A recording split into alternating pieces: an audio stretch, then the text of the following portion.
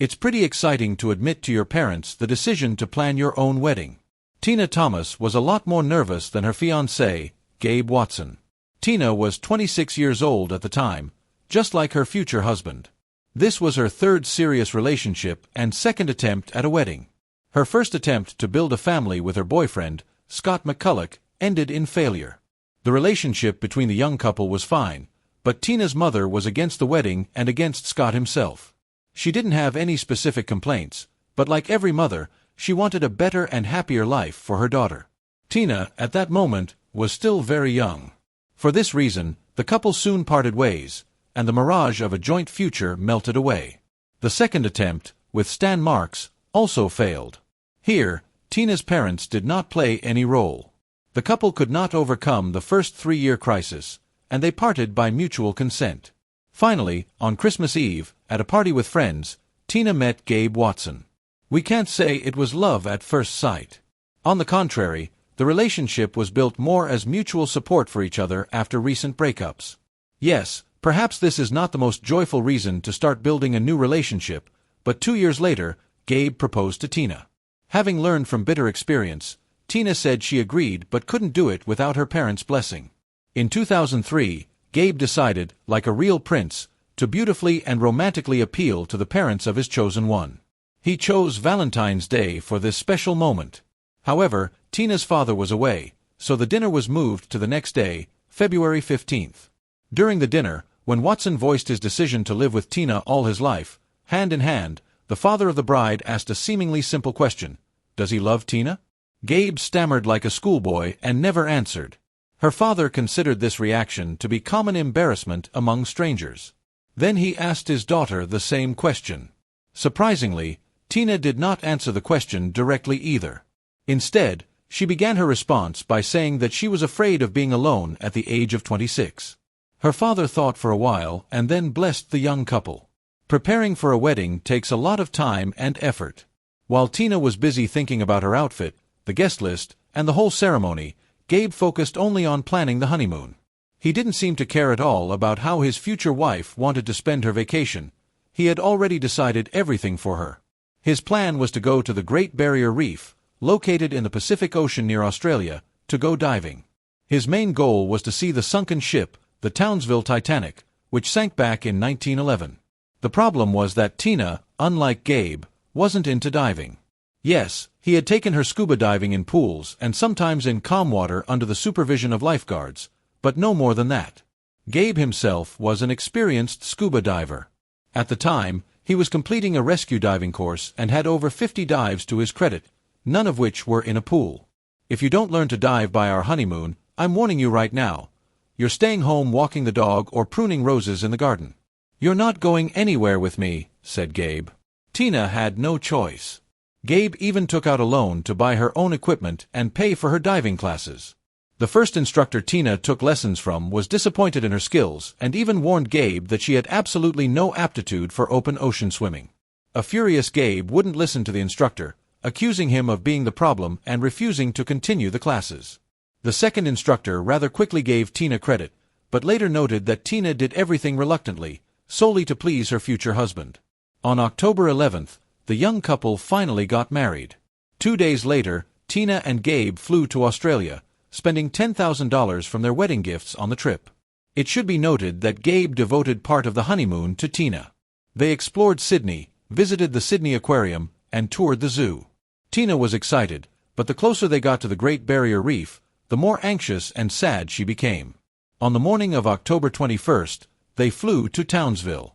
That evening, they boarded a boat to one of the most beautiful places on Earth and every diver's dream. After a while, employees of the diving company would state that, in fact, the couple did not look like experienced divers. Even Gabe, who had graduated from courses and had experience behind him, could hardly understand the equipment, as if he were seeing it for the first time in his life. Nevertheless, it was he who helped Tina pass the exam before diving, even though such a test should have been conducted separately. When the instructor offered Tina his help underwater, she refused. It was also noted in the dive log that there was a strong current that day, and this detail in the story should not be missed or glossed over. Gabe, as I said, helped his wife sort out the equipment they had bought back in the U.S. and went to get the tanks they had to rent. Gabe took an 11L tank for himself and gave his wife an 8.5L tank, which, for this location, was an extremely small volume, or even dangerous, given Tina's experience, or rather, lack thereof. It was not possible to descend to the Townsville Titanic on the first attempt. Tina asked for additional cargo because she could not dive to depth, and Gabe's underwater computer initially did not work. This device calculates the necessary speed for diving and ascent as well as shows the amount of oxygen in the cylinders. After returning to the boat, the computer worked, and they tried again.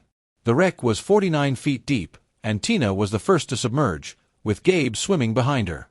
From Gabe's statement, at first, everything was fine. At some point, Tina stopped, started waving at me, and later signaled that she wanted to go up. I realized right away that she was just panicking. She used to do that. By this time, we were halfway up, so I decided to calm her down and stay with her at the same depth for a while, without further diving, so that she could psychologically get used to the pressure. She continued to breathe very deeply, which was unsafe. And that's when I noticed she was sinking. I tried to grab her belt to hold her down, but she swung her arms so hard that she knocked the mask off my face. While I was putting the mask back on, though it didn't take long, Tina was already too far away from me. For a while, I tried to swim to her, but I was unsuccessful. Then I decided to return to the surface to ask for help from the lifeguards. On the way, I met another swimmer with narrow-set eyes, but he paid no attention to my signs for help. Yes, there were 2 Asian men with them at depth, but neither of them confirmed Gabe's claim about his request for help. Later, when the police reviewed the underwater computer readings, they confirmed that Gabe did try to swim after his drowning wife for a while, but eventually gave up the attempt very quickly. Although the ascent to the surface itself was not an emergency, Gabe surfaced as instructed, stopping at each required depth level. As for the other divers, each of them, when questioned by police, claimed that Gabe could have saved his wife but simply did not. In addition, this tragic incident occurred at the very beginning of their dive, meaning Gabe had enough oxygen in his tanks to swim to the bottom and return to the surface. The rescuers on duty on the ship, as soon as they realized what had happened, immediately went in search of Tina and found her very quickly. Unfortunately, it was too late. Tina was lying on her back with her eyes open under her mask at a depth of 82 feet. Her body was immediately lifted up, and on the deck of the yacht, they gave her artificial respiration for about 40 minutes, but to no avail. Tina died. Gabe, all this time, did not come close to his wife but only stood somewhere aside and, according to witnesses, naively sniffed his nose. The same employees of the company said that the young man, on the way to the shore, smiled and even played cards with other passengers. Gabe denied this in court. The subsequent autopsy of Tina showed that not everything was so clear. Yes, there were no signs of obvious violent death, but there were bruises on the neck and traces of blood in the nostrils, which is also common at the 82-meter depth where Tina's body was found. There were no traces of alcohol in the blood, but there were high levels of drugs such as ibuprofen and paracetamol. Although these drugs are used in the treatment of seasickness, a small amount of fluid was seen in the lungs. The report stated that Tina died from drowning, but it is possible that she drowned while already deprived of oxygen. Tina's gear was checked by the Australian Water Police, but no malfunctions were noted. The police could have written it off as an accident. An inexperienced diver ignored safety rules and paid for it with his life, a very common case, unfortunately. But there were suspicious moments in this story, such as the rather ambiguous results of the autopsy. Also, according to the diving team, there was strange behavior from Watson that did not fit into the conventional picture where the husband grieves for his wife who just died. All these factors did not allow the case to be closed so easily, which is why the investigation took quite a long time. Gabe realized the detectives were digging into him. In addition, Tina's parents did not want to accept what had happened as a tragic accident and wanted to see their son-in-law in the dock. If not as the murderer of their daughter, then at least as a man who had not helped her. During the first interrogation, the police noted that the suspect was in shock, crying and laughing, twitching nervously, asking to call his father, complaining of pain in his ears, and begging him to tell his wife's parents about the tragedy. Late at night, Gabe was released. He went to the yacht that belonged to the company that sent them to the reef and asked them for a night's lodging, arguing that the trip was supposed to last 2 days, but because his wife had died, they had only been there for 24 hours. He also asked for a refund of half the cost of their dive. In fact, he never got to see the sunken ship. On October 24th, Gabe's mother flew to Townsville to support her son and help him find a lawyer. That same day, at Gabe's request, they went to the morgue. Gabe wanted to see his wife one more time. Because the husband was still considered a suspect, the morgue employee called the detective who was in charge of the case. In theory, Gabe could have hidden some evidence, but the grief-stricken husband only cried, held his wife's cold hand, and begged her forgiveness, not realizing at all that the police officer was standing outside the door at the time, recording him on a tape recorder. "I didn't mean to hurt you." These are the words Detective Lawrence later used against Gabe in court. Then, at the morgue, "You told Tina you didn't mean to hurt her. What did you mean by that?" Lawrence would ask his question. The story of Gabe's sore ear was repeated again. As he was traveling home with his wife's body, during a layover in Oakland, he sought medical attention on the airport grounds and was held there for evaluation. According to the investigation, this was done on purpose to avoid seeing Tina's father. However, divers will confirm that ear problems are a fairly common ailment among them. Tina's funeral was held on November 5th, where Gabe still had to meet with the deceased's father. Gabe, almost in full view of everyone, took off his wife's wedding ring, putting it on his ring finger over hers, as well as earrings, which he immediately handed over to his father-in-law. Watson and the Thomas family never crossed paths again that day. Later in the trial, Gabe would be asked the question, "Did you really take your wife's jewelry off during the funeral?" Gabe would only smile and shrug. "I don't think I could have done it." Later, everyone had different opinions about Gabe. Some said that this chubby, funny man was quite a kind man, while others, on the contrary, called him a tyrant and a desperate person. But they all agreed on one thing: Gabe and Tina were not happy, or at least they didn't seem to be. Tina's friends confirmed what she told her father at a family dinner on February 15th. Her union with Gabe was just a way to avoid dying alone, and that fear had led Tina to die on the seabed. Also, the victim, who died shortly before their honeymoon, confessed to a friend that her husband dragged her by the hand to an insurance company, where he forced her to insure his life at a higher interest rate in case of death and put his name in the beneficiary column. This testimony was checked through the insurance agent, who confirmed everything. The cab driver who drove the newlyweds to the yacht was also questioned. Tina cried the whole way, but her husband paid no attention to her. Finally, Tina's friend Amanda Phillips told another story, and it became clear what the couple's relationship was really like. This damn jerk videotaped Tina urinating in the bathroom, then edited it and put it in a tape of them celebrating Christmas. That would have been okay, but he turned it on at a general viewing with a full house of guests. He laughed like a horse while everyone twiddled their fingers around their temples and tried to explain to him that it was a very low act. "I was clutching crosses on my fingers so Tina wouldn't get the idea to marry him," she said.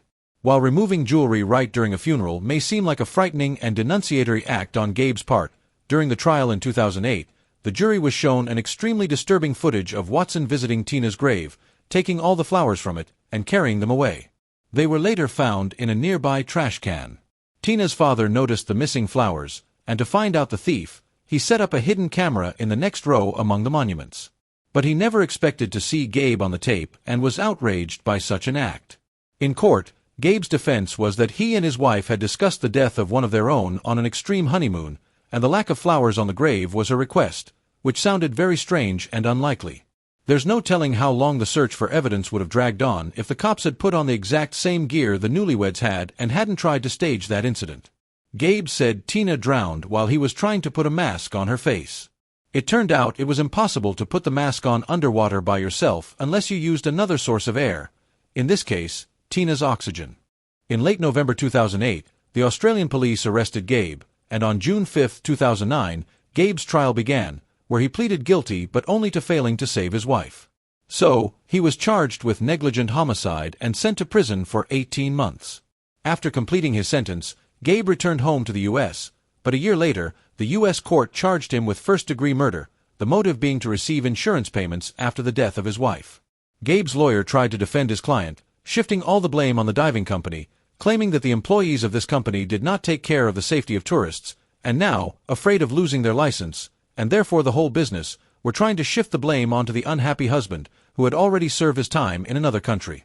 As for the money received from the insurance company, the payout amounted to $33,000, while Gabe spent much more money on lawyers and additional expertise. Nevertheless, the The prosecution continued to insist that this spending was only because the husband could not assume that he would not be believed. The prosecutor also refused to accept the fact that Gabe, with a degree in drowning rescue in hand, could not even save his wife. When Gabe had his say, he addressed the jury. "It's been 7 years since the tragedy, and there hasn't been a day that I haven't thought about that terrible day. The public has pounced on me, blaming me for my wife's death, calling me a murderer. There wasn't a single person who looked me in the eye and said, 'Yes, I understand how bad you feel, but it's not your fault.' On the contrary, everyone just wants me dead. And here I can only understand my late wife's parents. Yes, they will never forgive me, no matter how much I kneel before them and no matter how much I beg their forgiveness." You often hear the phrase, "I can't imagine what it's like to lose a child," but I've never heard anyone say, "I can't imagine what it's like to lose a wife, especially on a honeymoon." If I can be accused of anything, it's that I didn't make enough effort to save Tina. But I've already received my punishment for that. Perhaps you all would have been satisfied if I had drowned with my wife 7 years ago. But I was afraid to die, afraid I wouldn't be able to rise from the bottom to the top. I just wanted to live, as I still want to live now. If you have enjoyed the video, then make sure to hit that like button and also subscribe to our channel so you won't miss out any other latest videos.